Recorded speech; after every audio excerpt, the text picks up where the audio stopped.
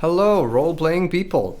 And in this second podcast, I thought I'd share with you how I make and play characters in World of Darkness games and what my expectations are as a player.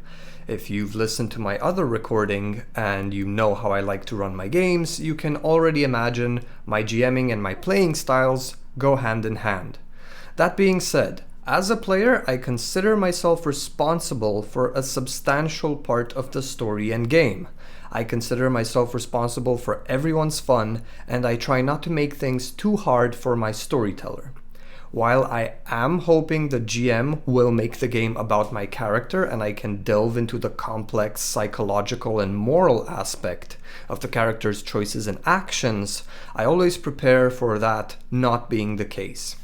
Not everyone runs games the way I do, and to insist on getting my way and getting my scene because of the awesome and complex character I created is really no different than being a disruptive murder hobo who says they do things because their character is evil. I put quite a bit of effort into making my characters in accordance with the setting, devising exactly how to make them work with various other types, and portraying them as well as I can. That means research. A lot of research. When I talk as the character, I want people to see and hear the character. I want them to forget about me, the player. This doesn't always mean doing a certain accent or using a particular vocabulary. You can do very little of that and still play a consistent, thought-out, well-researched character. It's very easy to do things off the top of your head, but that leads to a poor portrayal of certain archetypes, certain positions or jobs. It leads to poor choices and something that is especially bothersome, a poor portrayal of certain illnesses and drawbacks. To counter that, I research away. And in doing my research, I might just find an interesting real-life person I can base my character on. Most of the times, I won't do that. I won't base them on real-life people. But if I want to play a defense lawyer and during my research I find a particularly interesting case and a personality I want to at least reference in part, I will do it. I believe within the fictional game world that is brought to life momentarily by the storyteller for our entertainment, my character is a real person with everything that implies. They grew up in a certain socio-cultural environment, having their own hobbies, occupations, interests, and initial experiences. They sign papers every now and then, and some papers are very important because they prove that my character owns this thing or the other in accordance with the law of the fictional world, which in the case of World of Darkness is very much like our world. The character needs a means of making money, whether they are employed somewhere or work as a freelancer from home, or maybe they don't work at all. The character is tied to other beings in that world. They have or had parents, grandparents. Depending on their age, a character might have children or nephews. Long story short, I start off from the person, who my character is or was in absence of all things supernatural. I make a normal character with more or less normal ideas and feelings. Personally, I tend to shy away from extreme behaviors and beliefs because it makes the character difficult to work with a group and probably with the storyteller. I've heard many a horror story regarding the sociopathic Malkavian who always disrupted the game and other people's fun, and the player ended up very upset when the others kinda betrayed the character or simply voted the player out of the group. I really don't want to do that. So I walk closer to the middle. This is especially valid when I play with a new group or a new GM. I don't want to strain his game /world /story /the group in any way. Once my concept is good, to my liking, and approved by the storyteller, then I can start building the character properly and translating them from my head onto the character sheet. This is where I make sure to find a place for them in a clan /tradition /house or whatever it is, really considering where I want the character's story to go and giving them more or less adequate means for achieving their goal. If I spec my character to just win, it's no fun for me. Again, very much like what I did with the character's history, beliefs, and so on, I also tend to go for a balanced build, so as not to bother anyone. Of course, if the storyteller and the players know me and they let me try something more exotic, more specialized, then yes, absolutely I will. There are so many things I want to try as a player. Oh boy.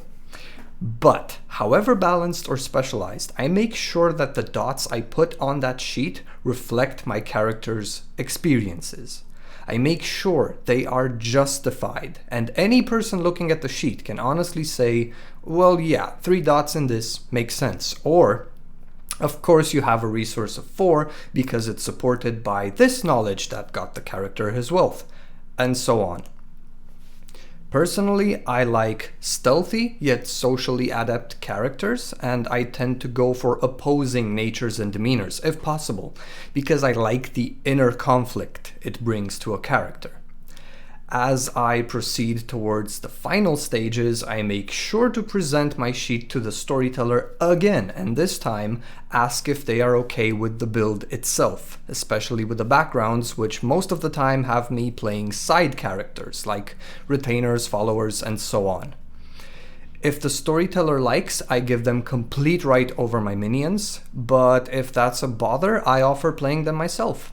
If anything I put on the sheet is not okay, or if it's too much to handle for the storyteller, I change it. If that changes the character so much that I don't really feel it anymore, I make a new one. It's not the end of the world. I know how difficult it is for what I'm trying to do as a storyteller, tailoring the game to the characters. Sometimes it just doesn't work. There are builds and concepts that I myself haven't really known what to do with in the past. Oh, and in this regard, it's worth mentioning that both as a player and as a storyteller, I like playing setting as presented in the books, and I don't enjoy mashing different games together, not for protagonists, at least. I don't want to have a werewolf, a vampire, a hunter, a changeling, and a demon all in the same game, because the pacing would be a complete mess, the themes would be heavily confined, and the chances of those characters working together are extremely slim. Maybe you guys have done it successfully, I'm not saying it can't be done, but to me, if it's not a weird experiment, one-shot, or short game, I will eventually leave the game if it goes on for too long, because in this situation, I feel there's just too much distance between the characters, and they have no reason whatsoever for working together unless there are very, very special circumstances that will probably defamiliarize the setting. In regards to this, I like familiar settings, moods, themes, etc. If the storyteller changes things around, that's fine. But I need to know what has changed if I am to play my character in a way that leads the story, in a way that is more active and less reactive. Lack of communication has led me into building, for example, a beautiful La Sombra, perfectly integrated into La Sombra culture and the societal system, a character who owned their little spot of the world and very tied down to a city, only to discover that my ST didn't want any of that in his game. He just wanted a horror adventure, road movie type of game in which the characters were on the run from a powerful elder. A game like that would have benefited a lot more from a different character, is what I'm saying. Meh. Live and learn, I guess. So, the way I see a sandbox, the space is limited.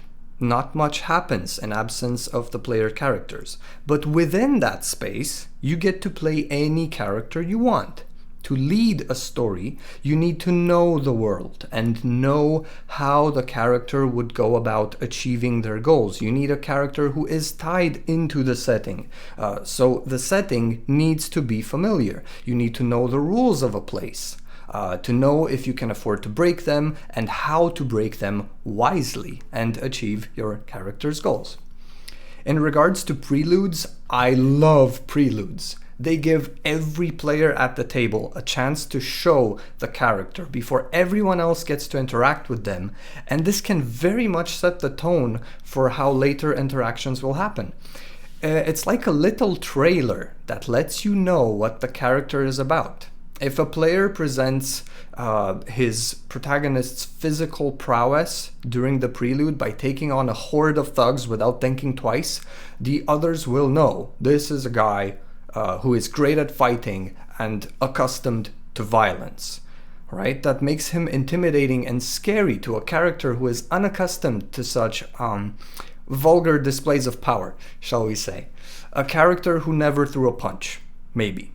But not only do preludes present the character's personality and their means, their resources, but they can also present the character's motivation.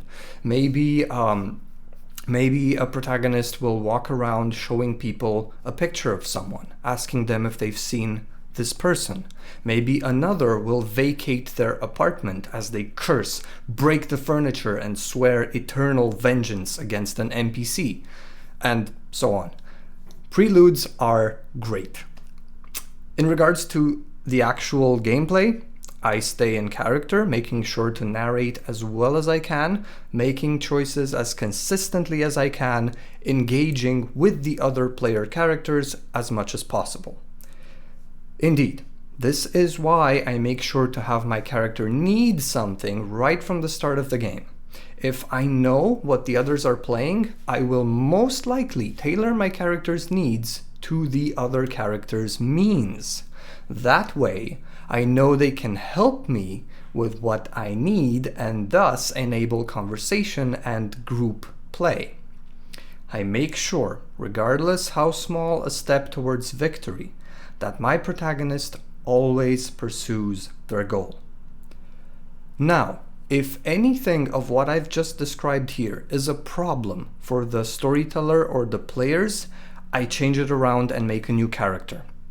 I gravitate towards certain archetypes and I like playing sandbox style games, but if the GM has something else in mind, I have no doubt they will make it a very fun game and experience and story, so I will make my character accordingly. If they call for less character detail, I will make less. If they call for a character who isn't tied down to a city, I will make a character who can up and go at any moment. Maybe the GM can't work with a character who has a family to take care of. Not a problem. I sever the character's connection to their family. Done. This is not just my fun and my game. It's everyone's fun and game. So to conclude, I like playing well-researched, complex characters who are tied to the setting and the world. I like leading the story and making it about my protagonist directly, if possible, in a sandbox environment. And though I like mysteries and world exploration, I like exploring characters more. When it comes to my own, I try out various archetypes and I immediately find something to do in the game world, showing who my protagonist is. I like being asked, what do you want to do? And tend to have quite the list. But if the GM has something else, something more straightforward in mind, I will roll with that and do my best to assist both the players and the storyteller in making the game as good as it can be. What is your preferred playstyle? What is the character archetype you find yourself coming back to over and over again? Let me know. Thank you very much for listening. Take care, have a good one, and don't forget to play.